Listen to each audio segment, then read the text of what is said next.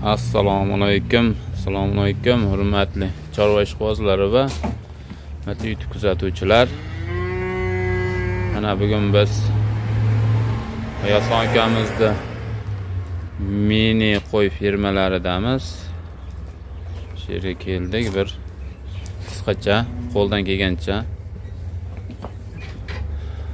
video syomka qilib, obzor qilib beramiz, qo'ylar haqida ma'lumot berib. Bu yerda qo'zi qo'chqorlar 10 oylik, 11 oylik qo'chqorlar bor ekan. Tomonida sal kichikroqlari 9-10 oylik. Tomondagilari bo'g'oz bo'lishi kerak, adashmasam. Bo'g'oz qo'ylar.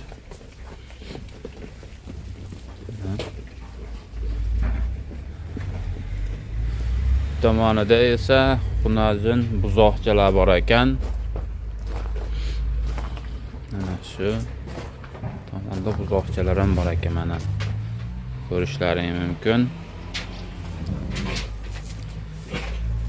Videoni oxiriga kuzatib tursalaring, qo'ldan kelgancha qisqacha ma'lumot beramiz. Endi bizcha unaqa blogerlarchalikja ko'p gapga usta ham emasmiz. Endi sekin qo'ldan kelgancha tushuntirib berishga harakat qilamiz. Obuna bo'lmaganlar obuna bo'lib, like ham bir bosib qo'yasizlar. Ko'pchilik yetib boradi, shunda like bosilsa mana. Bu yerda xunojin buzoqchalar, mana shved. Mana xohlasa chiroyli. Hajlar nechta ekan soni? 14 14 ta xunojin buzoqchalar bor ekan.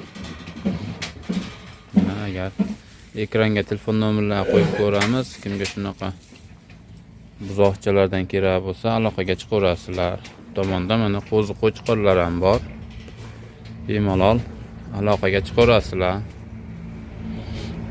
Like'ni bosib, muxlab ko'ramiz, like'ni. Obuna bo'lmaganlar obuna bo'lib. Mana xohlasa yaxshi, sog'lom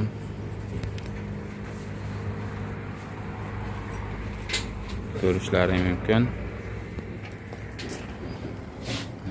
Mini qo'y ferma tomonidan buzoqchalar ham bor. Chorva fermasi desa ham bo'laveradi. Mana ko'rishlaring mumkin. Lokatsiyasi ham tomonda Andijon, Farg'ona hammasi Marg'ilon kelishaveradi.